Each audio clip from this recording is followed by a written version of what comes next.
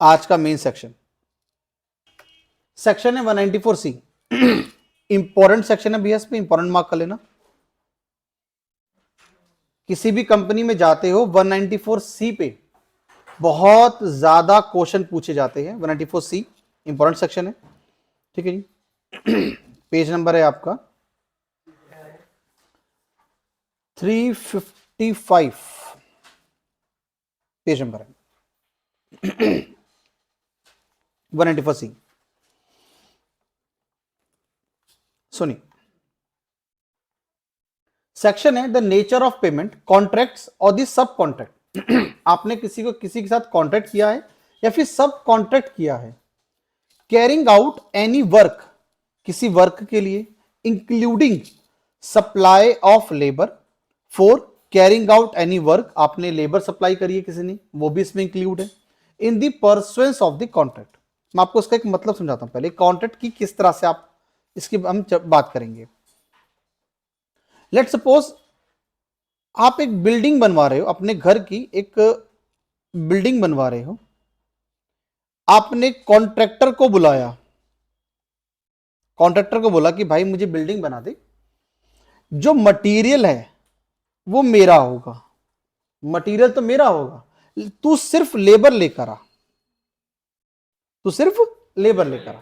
वो जो लेबर लेकर आ रहा है वो सिर्फ आपको लेबर के रिगार्डिंग में कॉन्ट्रैक्ट दे रहे हैं, ये हमारा कॉन्ट्रैक्ट की डेफिनेशन में कवर होगा। दूसरा, हमने इसको बोला, हमने कॉन्ट्रैक्टर को दिया कि काम कर भाई, मटेरियल और लेबर ये दोनों लेकर आ, मटेरियल भी तेरा और लेबर भी तेरी, मैं उसके पैसे पे करूंगा, ये भी हमारा कॉन्ट्रैक्ट की डेफिनेशन में कवर हो जाएगा।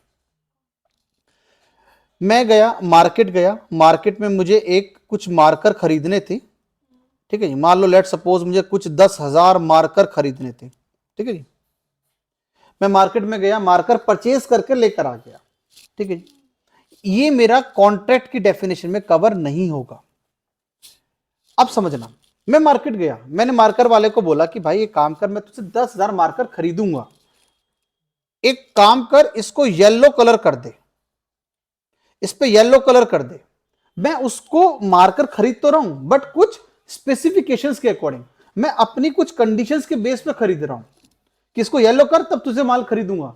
अब मैंने उसको कॉन्ट्रैक्ट दे दिया, अब मैंने उसको कॉन्ट्रैक्ट दे दिया, अब ये कॉन्ट्रैक्ट की डेफिनेशन में कवर हो जाएगा, ठीक है जी।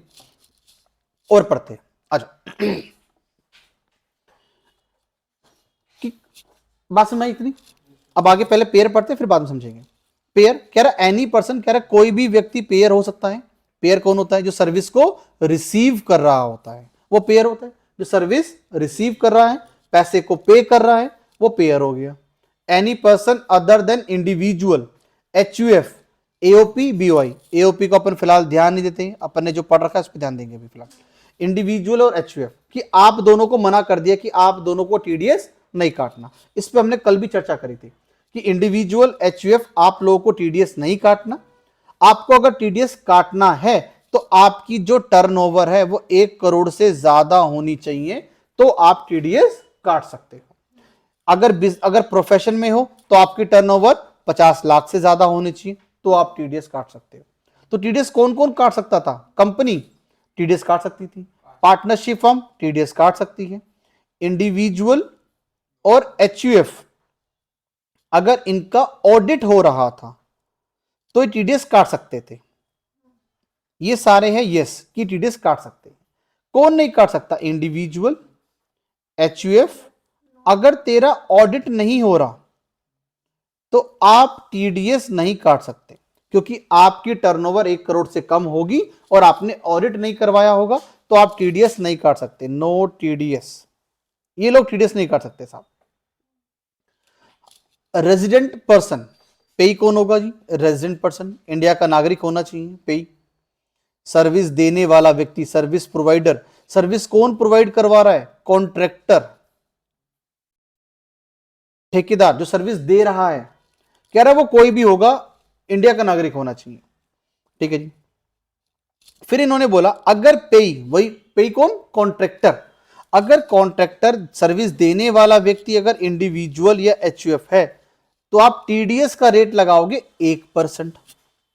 अगर सर्विस देने वाला व्यक्ति, अगर सर्विस देने वाला व्यक्ति अदर है, अदर मतलब पार्टनरशिप फर्म या फिर कंपनी है, तो 2%।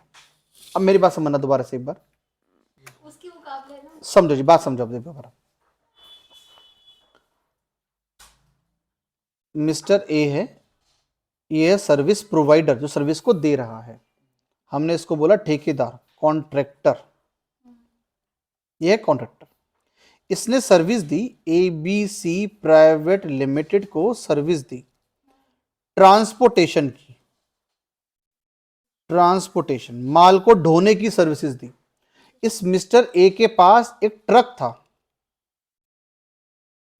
इस मिस्टर ए के पास एक ट्रक था, जो एक ट्रक की सर्विस किसको दे रहा है? एबीसी को दे रहा है, एबीसी को दे रहा है। ये ट्रांसपोर्टेशन की सर्विसेज भी कॉन्ट्रैक्ट की डेफिनेशन में कवर है, तो इसका मतलब जो ट्रांसपोर्टेशन की सर्विसेज दे रहा है वो भी कॉन्ट्रैक्ट में आएगा। लेने वाला व्यक्ति कौन है? एबीसी प्राइवेट लिमिटेड है, ये सर्विस रिसीव कर रही है, और इसको हम क्या बोलेंगे? पेयर, जो पैसे को पे कर रहा है। इन दोनों में टीडीएस कौन काटेगा? एबीसी काटेगा, जो पैसे को पे करता है। टीडीएस काटने की लायबिलिटी इसके सर पर है कि तुझको टीडीएस काटना है। क्या एबीसी प्राइवेट लिमिटेड टीडीएस काट सकता है? यस या नो? हाँ सर, काट सकता है, क्योंकि ये कौन है? कंपनी है। हमने बोला कि अगर कोई कंपनी है तो वो टीडीएस काट सकती है। अब आपको ये चेक करना है, क्या जो टीडीएस लगेगा उसका रेट क्या 1% होगा या 2% होगा? हमें ये डिसाइड करना है। तो आपको किसको देखना है? इस इंडिविजुअल को, इसको देखना है, सर्विस प्रोवाइडर को देखना है। क्या ये सर्विस प्रोवाइडर जो है, क्या ये एक इंडिविजुअल है? मिस्टर ए कौन है? एक इंडिविजुअल है। मिस्टर ए कौन है? एक इंडिविजुअल। तो साहब 1% का रेट लग जाएगा।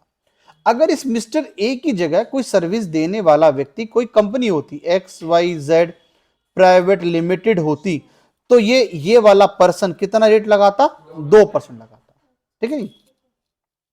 तो पहले आपको यह चेक करना है कि जो सर्विस ले रहा है क्या वो टीडीएस काट सकता है या नहीं काट सकता। पहले आपको यह चेक करना है। सर्विस जो दे रहा है ये चेक करोगे कि टीडीएस कटेगा या नहीं कटेगा। फिर आपको ये चेक करना है जो सर्विस ले रहा है क्या वो टीडीएस काटेगा या नहीं काटेगा। फिर आपको चेक करना है जो सर्विस दे रहा है, सर्विस प्रोवाइड कर रहा है, क्या वो कौन है? क्या वो इंडिविजुअल है? अगर है तो 1%। क्या वो कंपनी है? अगर कोई कंपनी या पार्टनरशिप फर्म हुई तो 2%। हाँ जी, बात क्लियर है साहब? मुझे जवाब देना जरा एक बार। Question, mister Y providing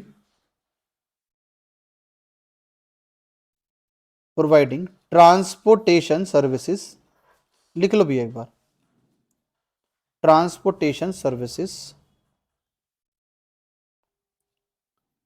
to mister x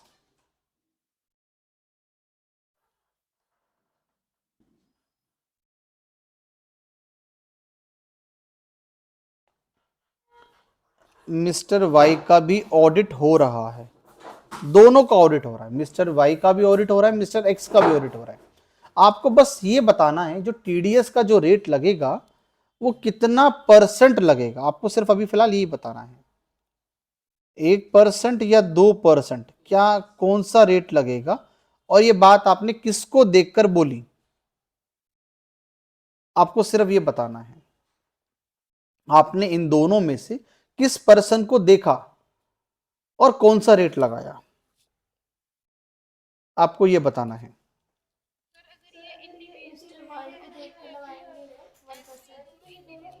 ये दोनों ही इंडिविजुअल है।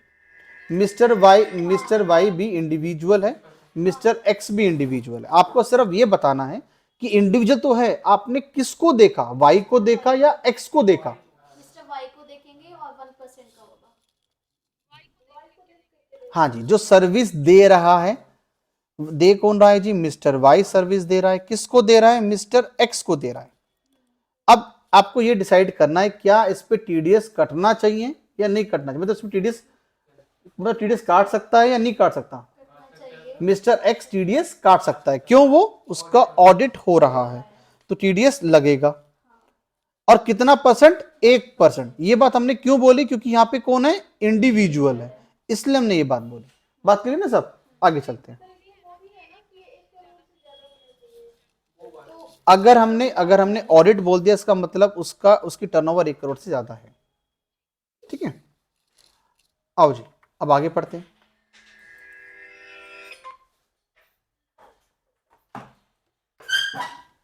लिमिट पढ़ते हैं साहब इसकी अब, ठीक है ना।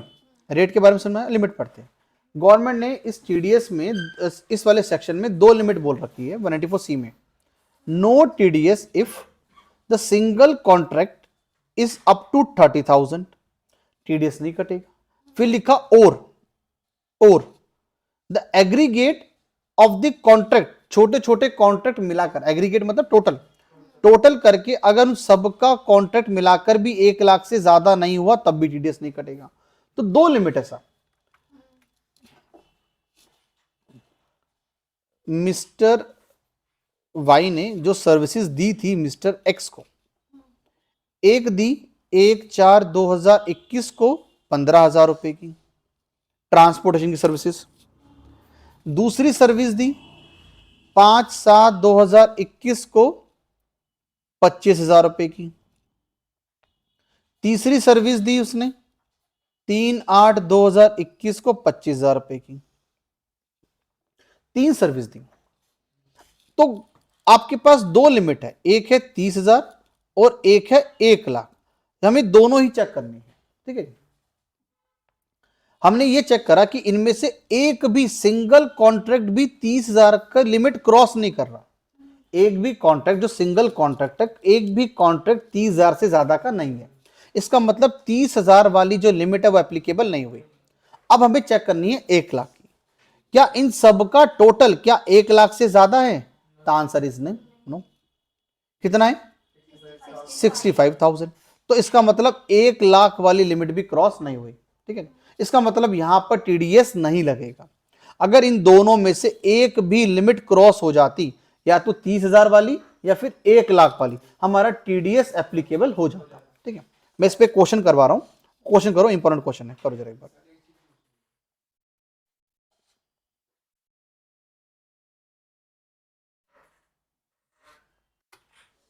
आओ जी क्वेश्चन करते हैं, ठीक है। Mister Y providing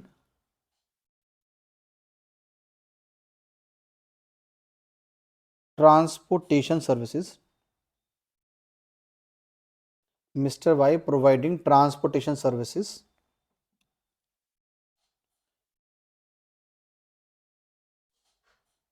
to Mr. X,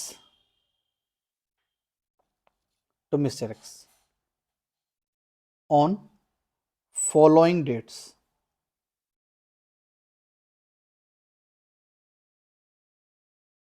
On following dates.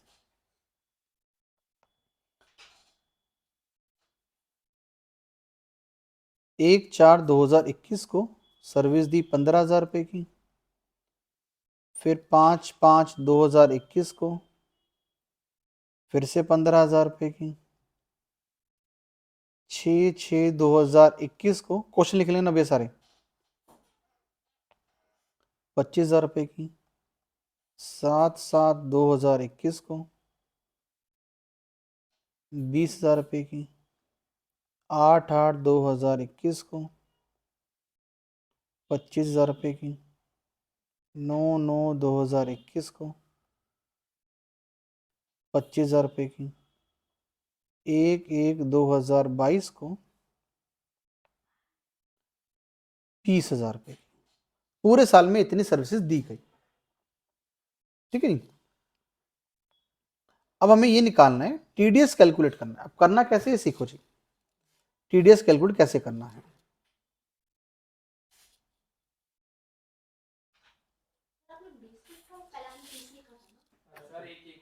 नहीं बोला था शायद 30,000 ही बोला था। 20,000। हाँ मैंने भी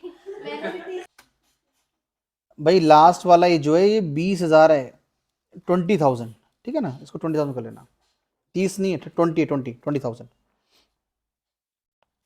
अब आंसर करना कैसे है, आपने लिखी डेट ठीक है, यहां पे आपको लिखना है कॉन्ट्रैक्ट अमाउंट,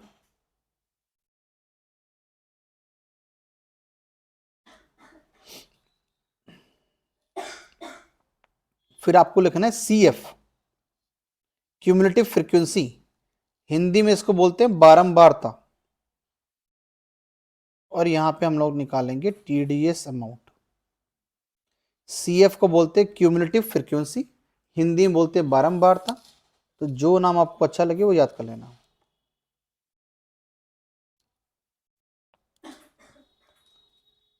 ठीक है, एक बार मैं क्वेश्चन नोट कर दूं इसके अंदर।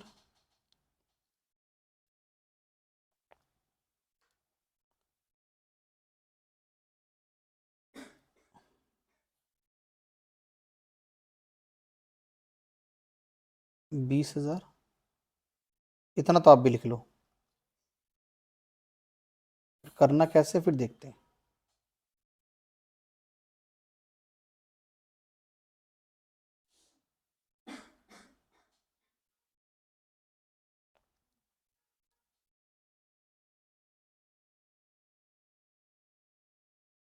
ठीक सुने,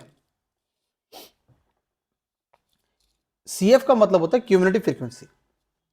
तो आप टोटल करते रहोगे, जो जो कॉन्ट्रैक्ट होता रहेगा उसका हम टोटल लिखते रहेंगे। जैसे जैसे 15,000, तो 15,000 का टोटल आ गया हमारा 15,000। अब उसमें 15,000 एक कॉन्ट्रैक्ट और जुड़ गया, 15,000 तो पहले था, एक 15,000 का और जुड़ गया, तो टोटल हो गया हमारा 30,000। इस 15,000 में आपने ये वाले 15 जोड़ दिए तो टोटल हो गए 30,000। फिर आपने इस 30 में, इस 30 में आपने 25 जोड़े, अब हो गए 55,000। इसको बोलते हैं क्यूमुलेटिव फ्रीक्वेंसी, लिख लो। 55 में, 55 में आपने 20 जोड़े, 75।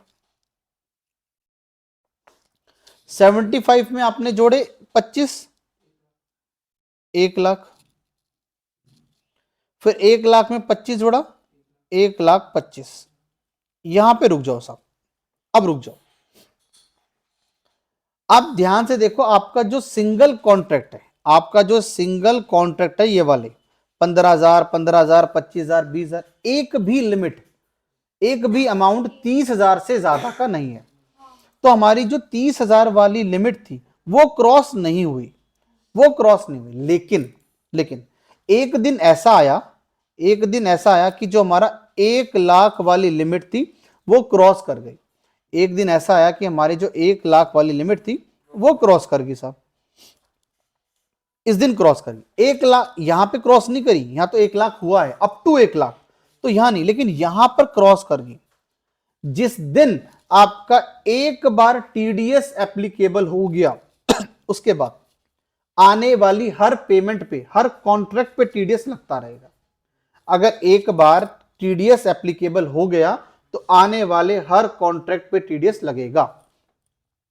अब यहां पे TDS लग गया, तो TDS किस अमाउंट पे लगेगा? पूरे के पूरे 1,25,000 के ऊपर TDS लगेगा। 1,25,000 रुपए लगेगा, मतलब यहां से लेकर पिछली सारी पेमेंट को जोड़ दिया जाएगा। अगर TDS एक बार एप्लीकेबल हो गया तो उस फाइनेंशियल ईयर की जितनी कॉन्ट्रैक्ट हुए हैं सबको जोड़कर TDS लगेगा। और कितना परसेंट लगेगा हमारे केस में भी? फिलहाल 1%, क्योंकि ये कौन है? मिस्टर वाई है। ठीक है, तो हमने लगाया 1,25,000 का 1%, 1,250, और बाकी सब में ऊपर कितना आ जाएगा? उस ऊपर सब में 0 आ जाएगा। अब नीचे आपको टोटल करने की आवश्यकता नहीं है। क्यों? TDS एप्लीकेबल हो चुका है। अब आपकी जितनी पेमेंट आती रहेगी उन सब पे TDS लगता रहेगा। तो 20,000 का 1%, 200। मान लो हमारा कोई और कॉन्ट्रैक्ट भी होते, मान लो हमारा अगर और कॉन्ट्रैक्ट भी होता, 2022 का भी होता, और ये मान लो ये वैल्यू है 31,000 पे, अब कोई दिक्कत नहीं है। अब चाहे 3,100, चाहे 3,500, चाहे 3,500 हो, एक बार TDS लग गया तो आने वाले उस फाइनेंशियल ईयर में हर पेमेंट पे TDS लगेगा। अब यहाँ पे 31 है, सोचने की जरूरत नहीं है कि ज्यादा है कम है, क्योंकि TDS एप्लीकेबल हो चुका है। तो सीधा 31,000 का 1%। इस तरह से टीडीएस निकलता रहे। क्लियर साहब? इसी में सुनो साहब, एक और सुनो इसी के अंदर, मैं इसको जरा कॉपी कर लेता हूं। ये मैंने कॉपी पेस्ट कर दिया। सुनो जी, अगर मान लेते हैं इस 6 को ये 25,000 पे नहीं थे, ये 35 थे, ये 35 थे, ठीक है ना। आपने क्यूमुलेटिव फ्रीक्वेंसी आप बना रहे हो, आपने 15 लिखा, यहां भी 15 लिखा, यहां भी 35 लिखा, ठीक है जी। यहां पे आपका 15,000 हुआ, यहां पे आपका 30,000 हुआ, यहां पे आपका हुआ 65,000। लेकिन आप यहीं पर रुक गए। आपने ये देखा कि एक सिंगल कॉन्ट्रैक्ट, ये वाला जो कॉन्ट्रैक्ट है वो 30,000 की लिमिट क्रॉस कर गया। टोटल तो क्रॉस नहीं करा, ये 65,000 है, 1,00,000 वाला तो क्रॉस नहीं करा, लेकिन आपका जो सिंगल पेमेंट वाला है वो क्रॉस कर गया। तो आपका यहां पर इस डेट को टीडीएस एप्लीकेबल हो गया, इसके ऊपर टीडीएस एप्लीकेबल हो गया। जिस दिन टीडीएस एप्लीकेबल होगा उस दिन उसकी पेमेंट के साथ साथ पिछली सारी पेमेंट को जोड़कर टीडीएस लगेगा। मतलब कितने पे लगेगा? 65,000 के ऊपर टीडीएस लग जाएगा। तो 65,000 का 1% 650। अब आने वाली सारी पेमेंट पे टीडीएस लगता रहेगा। 20,000 का 200 रुपए 1% के हिसाब से, 25,000 का 250 रुपए, 25,000 का 250 रुपए। अगर एक बार टीडीएस एप्लीकेबल हो गया तो आने वाली सारी पेमेंट पे टीडीएस लगेगा और पिछले को जोड़कर लगेगा, इन सबको जोड़कर लगेगा, पिछले वाले को जोड़कर लगेगा। हाँ जी, बात क्लियर हुई? सब क्वेश्चन नोट कर लो एक बार, ये वाला क्वेश्चन भी नोट कर लो दोबारा से एक बार। इस क्वेश्चन को दोबारा से नोट कर लो, दोबारा से लिख कर नोट कर लो साहब एक बार। नॉर्मली तो ऐसा होना चाहिए ना कि जैसे ये 200 ऐसा,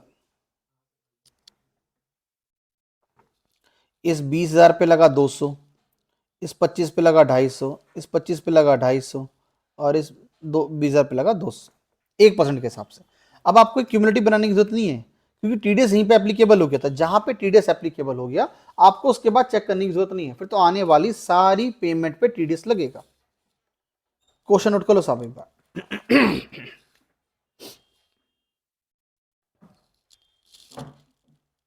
सर आगे ऐसा हो सकता है ना।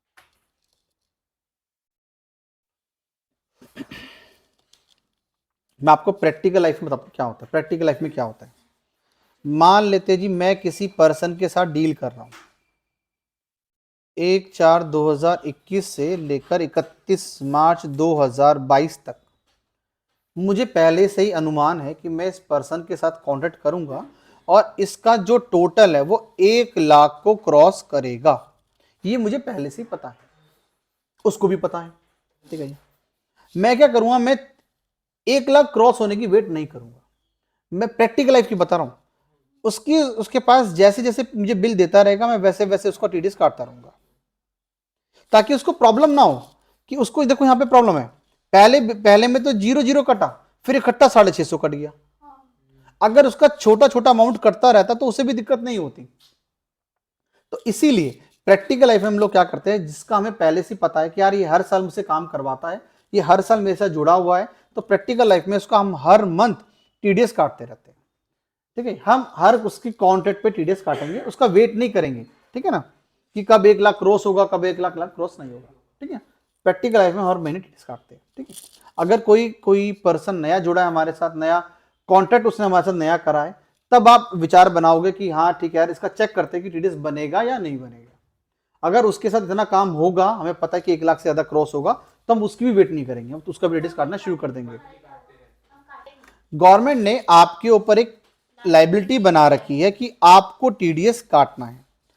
क्वेश्चन ये है कि भाई अगर हम किसी का टीडीएस नहीं काटे तो क्या होगा, तो गवर्नमेंट आपके ऊपर डंडा लगा रखा है कि आपको टीडीएस काटना। अगर नहीं काटा, आपने किसी को पेमेंट कर दी, फॉर एग्जांपल के लिए आपने किसी को इंटरेस्ट दे दिया, 60,000 रुपए का इंटरेस्ट दे दिया बिना टीडीएस काटे, तो तो आपका ये वाला खर्चा 30% डिसअलाउड हो जाएगा।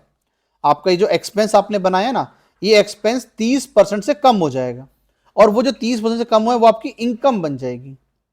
अब आपकी इनकम बन गई तो आपका टैक्स भी बन जाएगा। तो आप समझो ना, जो आपने खर्चा किया था वो खर्चा आपका क्या कन्वर्ट हो जाएगा, इनकम में बदल जाएगा। इनकम बदल गया तो टैक्स बढ़ गया। तो गवर्नमेंट कहती है इसलिए चुपचाप से टीडीएस काट ले, वरना तेरा खर्चा हम इनकम बना देंगे। जो इनकम बन गया तो टीडीएस बन जाएगा, टैक्स बन जाएगा। ठीक है, इसलिए तो लोग चुपचाप टीडीएस काटते रहते हैं। ठीक है ना, ये सिंपल आपको गवर्नमेंट ने बोल रखा है किसी भी रेड लाइट पे आप जाते हो तो आपको रुकना है ना। अगर नहीं रुके तो फाइन दोगे, सिंपल है, ऐसी लॉ है। अभी आप लॉ को फॉलो करो तो फाइन से बचते रहोगे। ठीक है ना। अच्छा जी, इसमें और कहानी सुनो जरा एक बार।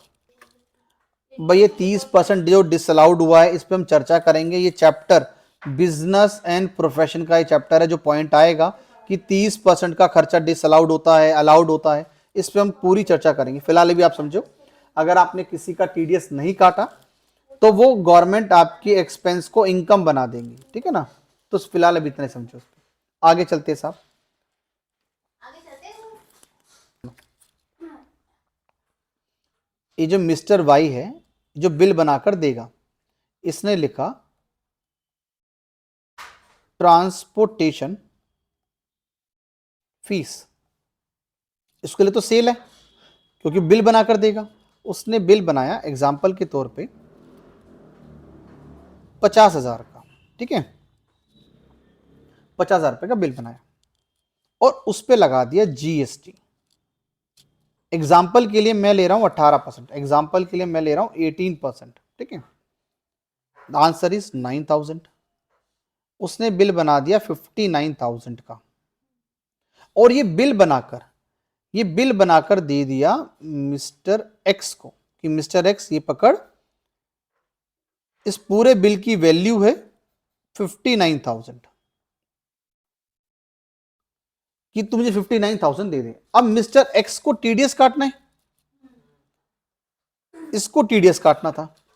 ठीक है जी, ये जो टीडीएस काटेगा ये काटेगा सर्विस अमाउंट पे, ना कि 59,000 पे। तो इस बात को लिख लो, जो जब भी टीडीएस कटेगा वो हमेशा विदाउट जीएसटी वाले अमाउंट पे कटेगा, मतलब इस ट्रांसपोर्टेशन वाले अमाउंट पे कटेगा, बेस वैल्यू पे कटेगा, ना कि 59,000 पे कटेगा। तो ये 50,000 का 1%, 500 रुपए मान लेते हैं, जो जीएसटी टीडीएस रेट लगा वो लगा 1%। तो 50,000 रुपए का 1% टीडीएस काट कर बाकी बची हुई पेमेंट इस मिस्टर वाई को पेमेंट कर देगा। जो टीडीएस लगता है बिना जीएसटी वाले अमाउंट पे लगता है। ये बात लिख लो साहब, नोट में लिख लो वाली बात नोट डाल के, TDS deducted on base value without GST amount, या आप बोल सकते हो बिफोर जीएसटी अमाउंट। इस बात को याद, इसका मत भूलना इस बात को वैसे भी वो भी कि टैक्स 50,000 के ऊपर अगर किसी वैल्यू के ऊपर जीएसटी जुड़ गया तो उसके ऊपर नहीं काटना, उसमें जीएसटी को पहले निकालो फिर टीडीएस काटो। ठीक है, अब मैं आपको क्या दूंगा, ये वाला क्वेश्चन ये दूंगा आपको मैं, आपको यार ये वैल्यू आपको दिया करूंगा और आपको ये वैल्यू निकालनी करेगी। ठीक है, ये वैल्यू आपको निकालनी पड़ेगी। मैं आपको ये वाली वैल्यू दूंगा और आपको कौन सी वैल्यू निकालनी है, बेस वैल्यू। ठीक है, लेकिन अगर देखा जाए तो सब सुने, लिखो।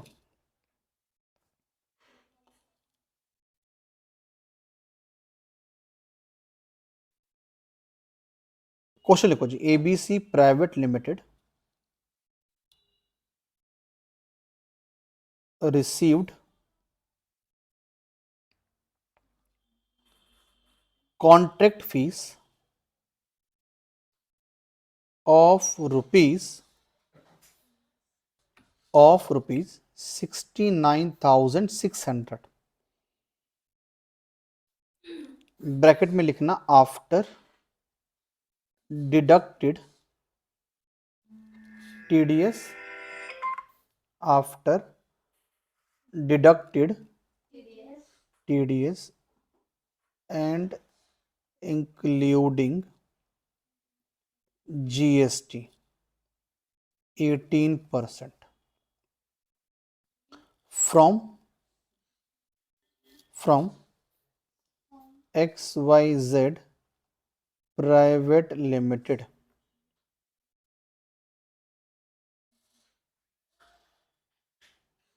from XYZ Private Limited। ठीक है जी, मतलब ABC ने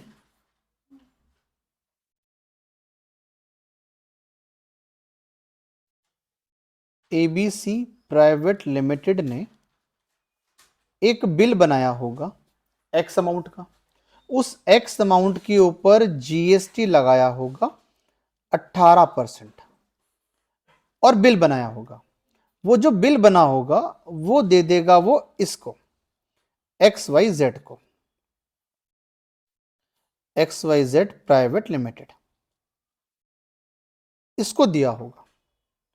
उसने बिल में से माइनस करा होगा टीडीएस का अमाउंट, और माइनस करके जो अमाउंट आया है वो आया है 69,600, ये अमाउंट आया है। और आपको एक्स निकालना है, आपको कॉन्ट्रैक्ट वाली फीस निकालनी है, कॉन्ट्रैक्ट फीस निकालनी है, जो एक्स अमाउंट है ये निकालना है। हाँ जी, टीडीएस का रेट कितना लगेगा? जो सर्विस देने वाला व्यक्ति है, सर्विस प्रोवाइडर है, ये कंपनी है, तो टीडीएस का रेट कितना लग रहा होगा सर? 2%। बढ़िया जी, बहुत बढ़िया, करेक्ट है। ऐसे में आपको एक फॉर्मूला याद रखना है, मैं आपको फॉर्मूला सिखा रहा हूं, ठीक है। हालांकि फॉर्मूला ड्राइव ऐसी से ड्राइव है, मैं आपको वो भी सिखा दूंगा कैसे निकाला है। इसको याद रखना, अगर आपको कभी भी वैल्यू निकालनी हो बिफोर जीएसटी वाली, दोनों के लगने से पहले वाली जो वैल्यू निकालनी हो, ये वाली वैल्यू निकालनी हो, तो उसके लिए फॉर्मूला सीखो जी। Value before GST and TDS, तो मैंने आपको वैल्यू दे रखी होगी, value after TDS and GST. अगर कोई वैल्यू आपको दे रखी है कि जीएसटी इंक्लूड है और टीडीएस कटा हुआ है, उसके बाद वाली वैल्यू दे रखी है, ये वाली वैल्यू दे रखी है, तो आपको डिवाइड करना है, आपको डिवाइड करना है 100% प्लस जीएसटी परसेंट से, और माइनस करना है टीडीएस परसेंट, ठीक, टीडीएस परसेंट से। 69,600 ये वैल्यू आफ्टर वाली थी, मैंने लिखा नीचे 100%, और इसमें मैंने प्लस कर दिया जीएसटी परसेंट, वो मैंने आपको बता रखी है कितनी है, 18%। आपको माइनस करना है उसमें टीडीएस परसेंट, टीडीएस का परसेंट आपने बताया अभी 2%, तो 69,600 को डिवाइड आप करोगे 116% से। भाई 100% में 18 जोड़ा तो कितना बन गया, 118।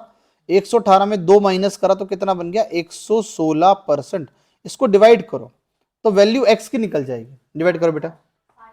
द वेल आंसर इज 60,000,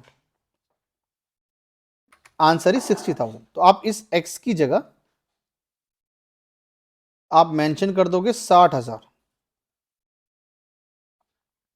इस एक्स की जगह मेंशन कर दोगे जी 60,000, ठीक है। उस 60,000 का जीएसटी निकाल लो, कितना आएगा, निकालो साहब। 60,000 का जीएसटी निकालो, 18%, कितना आएगा बताओ। हाँ जी, 60,000 का 18%, आंसर इज 10,800, 10,800। दोनों को जोड़ दिया, तुम्हारी वैल्यू बनी 70,800। ये बिल बनाकर दे दिया होगा एबीसी ने XYZ को 70,800।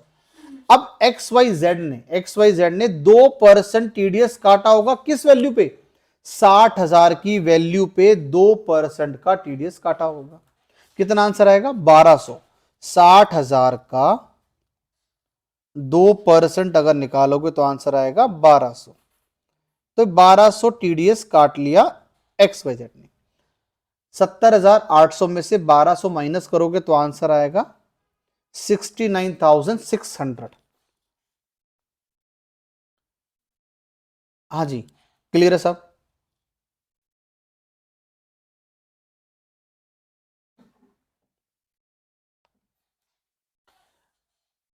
इस 194 सी पे हम और चर्चा करेंगे, वो करेंगे हम कल। हम इसकी एंट्रीज पास करेंगे, ठीक है, नेक्स्ट क्लास में करेंगे। इसमें हम एंट्रीज पास करेंगे दोनों की बुक्स में, एक्स वाई जेड की बुक्स में भी और एबीसी की बुक्स में भी, ठीक है, और डिटेल में चर्चा करेंगे इस पे। तो आज के लिए इतना ही, मिलते हैं नेक्स्ट क्लास में। Bye bye, take care.